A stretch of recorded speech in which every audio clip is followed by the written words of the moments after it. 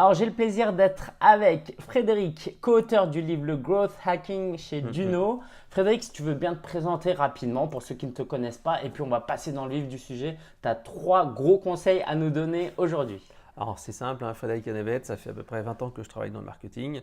Je tiens un blog depuis 2006, donc ça fera 12 ans bientôt. Et je suis également product manager. En fait, comme je disais, je suis un peu comme Superman. La journée, en fait, je suis product manager dans une entreprise et le soir, en fait, je fais un peu de consulting. Et puis, bien sûr, j'ai un des blogs plus anciens dans le marketing qui fait à peu près 10 000 visiteurs par jour. Donc, en fait, moi, le growth hacking, ça me plaît beaucoup parce qu'en fait, c'est un petit peu la philosophie que j'avais depuis le début, c'est l'efficacité maximale. C'est-à-dire en fait faire un maximum de choses avec un minimum de budget et en ayant une efficacité maximum, en étant un petit peu astucieux, en détournant un petit peu le système. Et donc en fait, quand j'ai vu ça, je me suis dit, tiens, waouh, c'est exactement ce que je fais et qui est indiqué dans le growth hacking. Le growth hacking qui est en fait juste pirater sa croissance. Et donc, je vais vous donner trois petites astuces simples qui sont tirées du bouquin. La première astuce, c'est un truc hyper simple. Alors, c'est peut-être pas du growth hacking, mais c'est pour montrer qu'il faut être un petit peu astucieux. Tu vois, quand tu as une vidéo comme on va en train de la faire là sur Facebook, eh ben, tu vas mettre ta vidéo. Et tu vas mettre, bon, bah voilà, la vidéo que j'ai tournée avec Fred, etc. Pour en savoir plus, allez sur tel lien. Ce qu'on ne sait pas, c'est qu'en fait, vous pouvez faire ajouter un petit bouton Call to Action, par exemple, en savoir plus, acheter, etc., commander. Et pour l'activer, c'est hyper simple. Tu vas en fait cliquer sur Boost la publication, comme si tu allais en fait la sponsoriser. Sauf qu'en fait, là, quand tu boostes la publication, en fait, ça va t'ouvrir la fenêtre de publication et ça va te dire, cette fois, tu as le bouton qui va apparaître et tu peux mettre une URL. Donc à ce moment-là, en fait, bien sûr, tu vas jusqu'au bout, sauf qu'après, tu vas dans le gestionnaire de pub et tu mets en pause ta pub. Et donc forcément, le petit bouton d'action, il va C'est rester, énorme. mais tu n'auras rien payé du tout. Alors bien entendu, tu peux aussi booster ta publication si tu le veux, mais bon, voilà, tu peux Et faire pour même que avec 1 euro, tu peux déjà oui, avec booster. 1 euro, mais même bon, gratuitement. Tu as ton bouton comme C'est ça, Call to génial. Action. Et moi, je le fais régulièrement, donc c'est un petit truc très simple. Deuxième outil. Alors, est-ce que je peux déjà t'arrêter parce que moi j'ai lu le livre, je te connais et je trouve ça complètement impressionnant. D'où tu sors cette astuce par exemple? D'où tu trouves toutes ces idées? Alors, en fait, ce qui se passe, c'est que le growth hacking, ça évolue tout le temps. Ouais. En fait, c'est plein de petites astuces et il y a un outil qui est valable maintenant. Si ça se trouve, dans 3 semaines, il sera arrêté. Donc, en fait, il faut toujours se tenir au courant. Et pour cela, en fait, j'ai plusieurs sources. J'ai par exemple le groupe Growth Hacking France qui est sur Facebook où il y a plein de trucs. Alors, attention. Et puis growthhacking.fr qui est un forum aussi.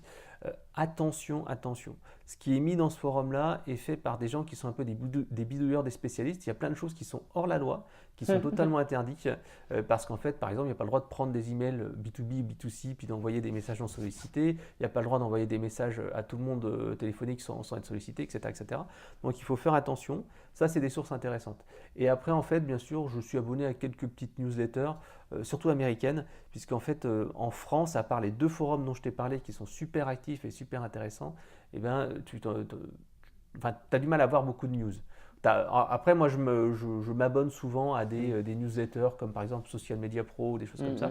Mais souvent, c'est les groupes qui sont les plus intéressants parce que c'est souvent des astuces toutes nouvelles et qui ne durent pas très longtemps. Voilà. Et en fait, tu hackes déjà en commençant par hacker ton apprentissage déjà. Parce Ouais. que. Alors après, il y a plein de formations growth hacking qui existent. Il y a plein de meet-up. Il y a par exemple Mickaël Monjour qui est très techos et qui est très technique et qui organise des meet-up où tu peux apprendre en fait les basiques. Alors souvent, c'est très orienté coding. C'est ça que je trouve un petit peu dommage. Ça sélectionne beaucoup de monde. Moi, par exemple, je ne suis pas un gros fan du code. J'aime pas trop coder. D'ailleurs, je sais à peine taper quelques trucs. Mais voilà, ça peut être quand même intéressant pour vous. Donc les meet-up, vous en avez beaucoup et ça vous permet d'apprendre les bases. D'ailleurs, le co-auteur du bouquin qui s'appelle Grégoire Gambato fait souvent des meet-up où ils apprennent comme ça les techniques de growth hacking.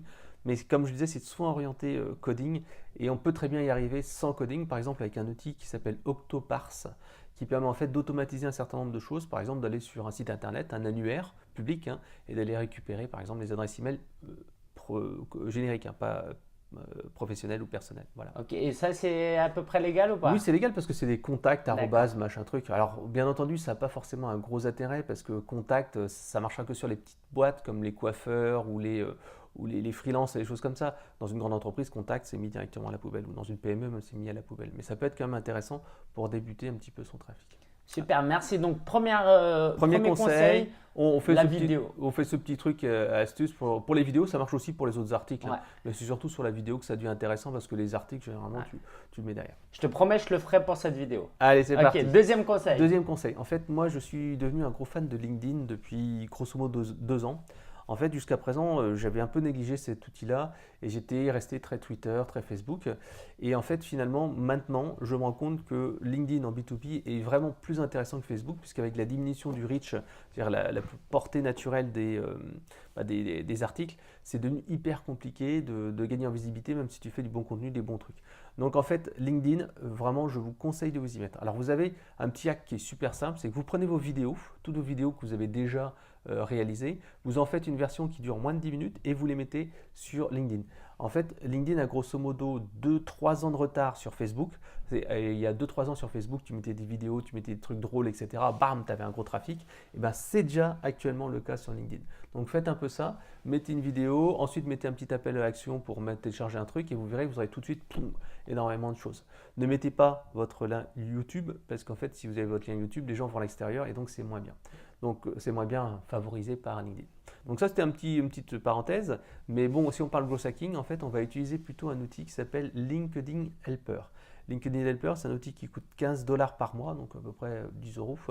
En fait, c'est un outil qui va permettre d'ajouter de manière hyper ciblée les personnes. C'est-à-dire que tu peux dire, je veux tous les directeurs commerciaux sur Paris. Ah ouais.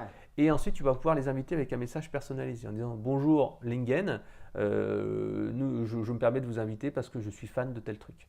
Et donc, en fait, souvent, il faut passer un petit peu d'émotion. Il faut dire, je suis passionné de telle chose ou j'adore le même truc, etc. etc. Il ne faut pas dire, je fais une invitation, bonjour, je vous invite à rejoindre mes contacts. Ça marche pas, c'est pas génial. Et donc, tac, avec ça, tu fais des invitations ciblées. Puis après, même, tu peux répondre avec un message automatique où là, en fait, le deuxième message, une fois que l'invitation a été faite, tu peux en fait tout simplement leur dire, tiens, je te télécharge mon livre blanc, fais un audit, une checklist. Donc ça, c'était le deuxième, utiliser un petit outil LinkedIn comme Helper. LinkedIn Helper. Ok, super. Après, en fait, le dernier, je montrerai encore je vais en faire un quatrième. Le troisième, je dirais tout simplement utiliser un outil comme Twakit qui permet d'automatiser pas mal de choses sur Twitter. Comment tu écris ça? Twak, Twack.it. Ok. En fait, c'est un logiciel d'ailleurs qui est français, si je me souviens bien. Donc, en fait, c'est un outil qui va permettre d'ajouter de manière vraiment précise les gens. C'est-à-dire que tu vas dire, je vais suivre les followers de LinkedIn. Donc, je vais suivre tous tes followers. Et en plus, il permet d'envoyer un message automatique de réponse en bienvenue dès que les gens te suivent. Donc, en fait, c'est pas mal parce que comme ça, c'est un système qui marche tout seul. Alors, attention à l'automatisation, il ne faut pas en faire trop. D'ailleurs, ce système-là que je viens de te citer est interdit par LinkedIn, par Twitter plutôt. Mais bon, pas vu, pas pris, c'est un petit peu le système du growth hacking. On peut quand même le faire. Donc, vous pouvez faire ça et avec bien sûr en respectant de ne pas trop abuser. Moi, par exemple, Twitter m'a suspendu plusieurs fois, mais après, il suffit de réactiver, refaire, etc. etc. Ah non, mais c'est bien que tu Donc, précises, voilà. comme Je ça, on se précise que c'est- déresponsabilise Voilà, de donc tout c'est interdit, problème. mais bon, allez, tout ce qui n'est pas, tant qu'on n'est pas pris la main dans le Voilà. sac. En tout cas, c'est pas, il y a une différence entre interdit par la plateforme et être hors la loi. Voilà, Ça là, ne veut pas c'est- dire qu'on est hors la loi. Exactement, on fait une méthode Ouais. un peu astucieuse. Et donc voilà, cet outil est vraiment sympa. Et le dernier point, je dirais le quatrième, pour tout simplement arrêter en fait donc, que des trucs et astuces, parce que le growth hacking, c'est pas juste hacking, c'est-à-dire des trucs et astuces comme ça, c'est une stratégie de croissance sur le long terme et c'est ce qu'on appelle le growth dans le growth hacking. C'est-à-dire qu'on va analyser son activité avec en fait le tunnel AR, c'est un cycle de vente où on dit bon, acquisition, activation, rétention, referral, recommandation et ensuite revenu. Et donc on va voir en fait dans son tunnel de vente où en fait on pêche. Par exemple, tu attires 1000 personnes sur ton site internet, mais tu en convertis que 100 et ensuite sur les 100, il n'y en a que 10 qui souscrivent à ton offre premium. À ce moment-là, il y a peut-être un petit truc à faire. Et donc, tu analyses à quel endroit du tunnel ça ne va pas trop. Tu foisonnes les idées, tu en listes un maximum et après, tu les notes avec une grille de lecture. Et bam, tu en mets une ou deux en application et puis tu mesures les résultats derrière. Donc ça, c'est vraiment important. Parce qu'autrement, si on reste que dans les trucs et astuces, on n'assure pas la croissance de son entreprise sur le long terme. Voilà. Super, c'est génial. Alors Fred, j'ai pas envie de rester sous la barre des 10 minutes juste pour rentrer sur LinkedIn parce que je veux vraiment profiter de ta présence pour aller plus loin. Moi, ce qui m'intéresse, je sais que je t'ai déjà posé la question, c'est ta capacité à produire du contenu est remarquable. Je fais à peu près le même métier que toi dans une certaine mesure, mais tu arrives à créer beaucoup de contenu. Le livre, je sais pas, est-ce que tu parlais du livre par exemple? Combien de temps tu as mis pour écrire? En fait, le bouquin, on n'a pas mis beaucoup de temps. Il est super dense, quoi. Ouais, mais on n'a pas mis beaucoup de temps parce qu'en fait, on l'a fait à plusieurs, à distance avec Google Docs.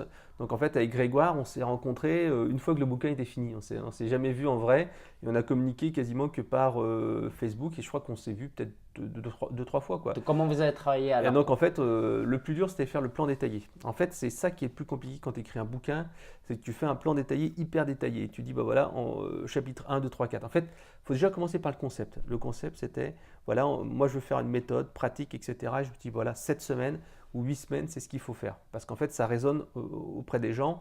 Tu leur dis 15 jours, c'est pas assez. Un mois, c'est un petit peu juste. Et donc, voilà, tu dis, voilà, 7 semaines, 8 semaines.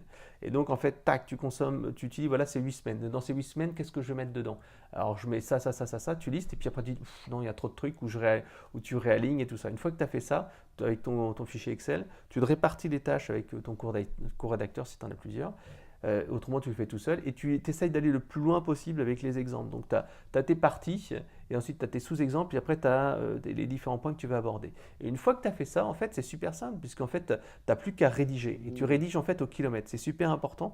Il y a beaucoup de gens en fait qui relisent le début, qui reviennent en arrière, etc. Non, il faut que tu tapes au kilomètre et une fois que tu as tapé au kilomètre, après tu fais une relecture globale et tu ne reviens pas en arrière sans cesse. Et si tu fais ça, ça va très très vite. Parce que justement, on stoppe notre processus créatif si on se reprend, on se relit, on trouve les fautes d'orthographe, donc on y va.